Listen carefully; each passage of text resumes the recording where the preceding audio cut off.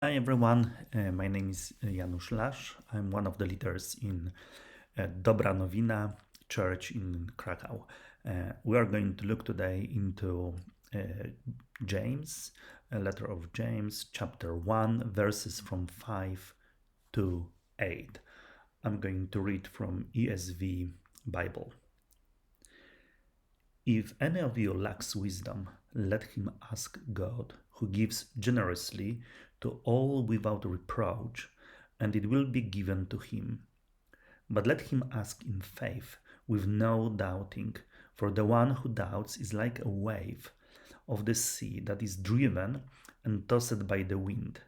For that person must not suppose that he will receive anything from the Lord. He is a double minded man, unstable in all his ways. And at the beginning, I want to look into wisdom, what it is. And first of all, I want to say that wisdom is not knowledge. So, knowledge is some information which we can acquire from books or from other sources, from people, from our experience. But this is simply information. Wisdom is not intelligence. Intelligence is sort of system of our transformation of information. So, how we connect it, how clever we are in figuring out what's going on behind what the information really tells us. So, wisdom it's something different. Uh, wisdom is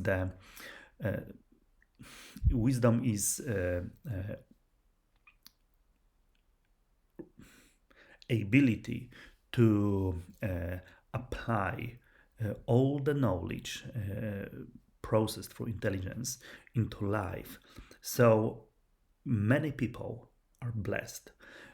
So when we meet a wise person, usually it's a person who can approach a difficult problem, and this person is not much more knowledgeable than others.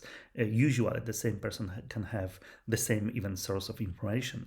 Is not more intelligent, but they can find somehow the solutions for the situation, which is very, very innovative, very good for many people, very good for them and others.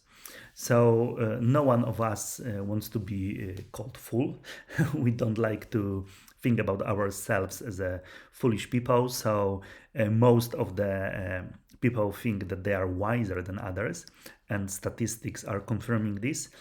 So 80% of people usually thinks, "Oh, I'm wiser than my neighbor," and the problem usually lies with the other side, not with me. But James really recognizes that we are quite often in situations where we need to make hard decision or difficult decision, and we are lacking our wisdom, and there is no shame in that. It's nothing wrong with that.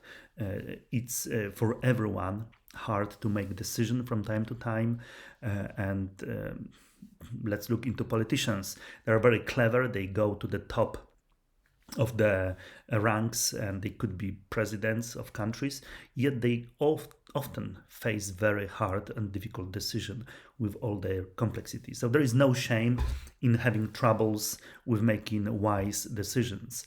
But James is telling to us, if you have such problem, come to God, ask him, and he will give you wisdom.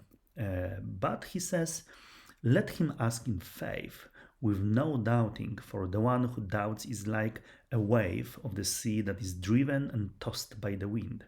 For that person must not suppose that he will receive anything from the Lord. He is a double minded man, unstable in all his ways. And it seems like, it's really hard. Because we always have some small doubts. I'm not sure of everything. When I'm praying, I'm not sure, is God going to answer to me? And we can take this verse, this phrase, as discouragement, really. And I met people who said, it's no point for me to pray to God because I have these little doubts, little fears. what's going to happen in my life. I have not enough faith. But James is not telling us about regular doubts. He's saying about something different. And I think in verse 8 he's saying, double-minded man. It is a very good translation because it shows that some people can be like double-minded in their head. Really, it is like double-souled, or with two brains, and one heart is desiring, one brain is desiring whatever is in this world, and it is like, yeah, I want all the benefits of this world, and everything what is sinful, I want to have it in my life. Another one is like, yeah, but it will be good, nice to have God on my side. So it's rather a situation when someone is trying to live in between two worlds, in world which is very sinful and in the world which is blessed by God. So James is suggesting rather like, if you are like that, God will not hear you. He will not answer to your prayer, and how to recognize it. He compares it beautifully to wave, and we can recognize few elements of this wave. So one of these is being very reactive, not proactive. Because wind is blowing into these waves, into water, and the water is going here and there is nothing really, no direction for this wave. So James is suggesting, if you are in two worlds in one, you are really bouncing from one to another, and you are blown from one situation to another situation. Another one, there is no rest for these sort of waves, because wave is going here and there, and it's constantly like shh, and there is no rest. Constantly is something moving on. There is lack of stability. Wave is not firm, it's very flexible, it's very elastic, and it's constantly moving from place to place. It's not firm, so there is nothing substantial within wave, and at the end the wave can be very destructive. So people who are double-minded, who are trying to live in between two different worlds, they are sort of destructive to others. And we know that tsunami is really a destructive wave, and some people are like that. They go and they try to live in the world, they try to live with God, and at the end they are only bringing destruction to everyone. So James is rather suggesting, I'm not trying to tell to you about sort of soft doubts, but there is something much deeper going on. I'm talking about double-minded people, and we think, oh, it's a little bit cruel. But James is saying, when you have even double-minded approach, it's not the last stage. There is something what we can do with this. And in chapter 4, he's saying words: draw near to God, and he will draw near to you. Cleanse your hands, you sinners, and purify your hearts, you double-minded.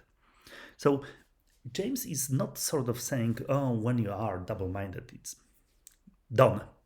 you should go and never ask God about nothing. No, he's saying, when you find yourself in situation, when you are double-minded, come to Jesus, come to him, and cleanse your heart from the sins. So he says, bring whatever you have, and Jesus is giving forgiveness to you. He's our sacrifice for all our sins, and he can forgive you all of that.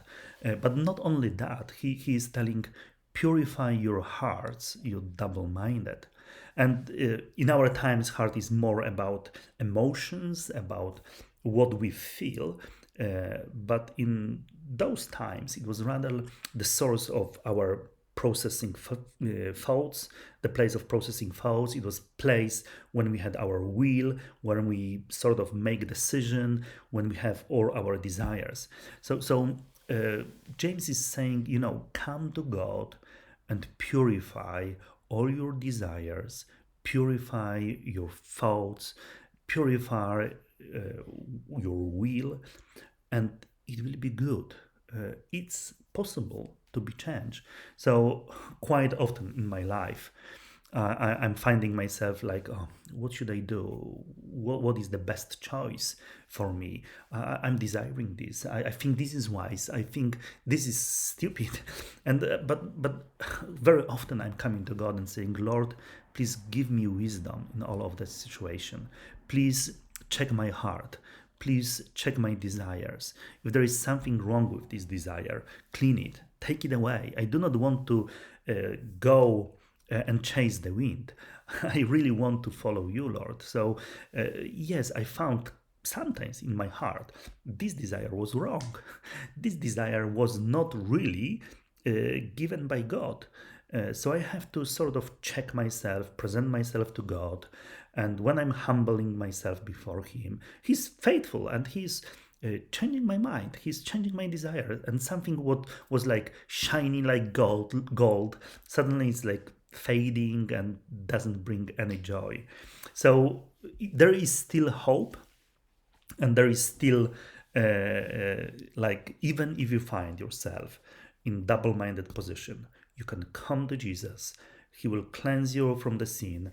He will cleanse your heart. He will cleanse your will, and you can ask God for wisdom, for more wisdom to your life. And James is encouraging us really greatly, because he says, God is the one who can give you wisdom. He's obviously the wisest, because he's creator of everyone, and because he's creator of everyone, he knows how we work, what we really need, in our time. He knows our times the best, so he knows what I need better than me. He knows all the people around me. He knows all the relationship between me and these people and between these people. So when he advises me, when he tells me, oh, do this or that, then his advice is simply the best, because he's got all the picture. He's got all the knowledge about everything and everyone. And also he's the most intelligent. He processes this very well, and he can be the best advisor and the best wisdom giver we can ever have. And not only that, but we hear from James that he is giving generously. He's abundant and lavishing his wisdom to us. It's not like, oh, I will maybe give you once or twice, but this without reproach. He's saying like, I will give it sort of river of wisdom and never-ending wisdom to your life. If you come to me regularly, I will give you this regularly. It's no problem at all for God to give us wisdom after wisdom when we ask Him, when we humble ourselves before Him. He's very willing to give us good and the best ways for our lives. And I know that some people remember, and I love this phrase from Book of Proverbs, which says, the fear of the Lord is the beginning of knowledge. Fools despise wisdom and instruction. And beginning of knowledge is really wisdom there too. So we need to come to God, and we need to sort of like recognize, Lord, we do not take you lightly in terms like to light. We come into you and we recognize your power, we recognize your greatness, we recognize your wisdom, and we come into you and we say, Lord, please bless us with what you've got for us. We reject this world. We are more in fear of you than this world. We are more in fear of what you can do to us rather than what the world can do to us. And when we come into Him with humbleness, with fear in hearts, He is really blessing us with His wisdom. So please come to our great God. If you have any situation when you need to make hard decision, when you have any situation which is confusing, which have hidden sort of agendas, or which is sort of not very clear, then please come to God with faith. He's good, He's generous, He's very willing to give you wisdom for all situations we need to hear from Him. Bless you and see you next time.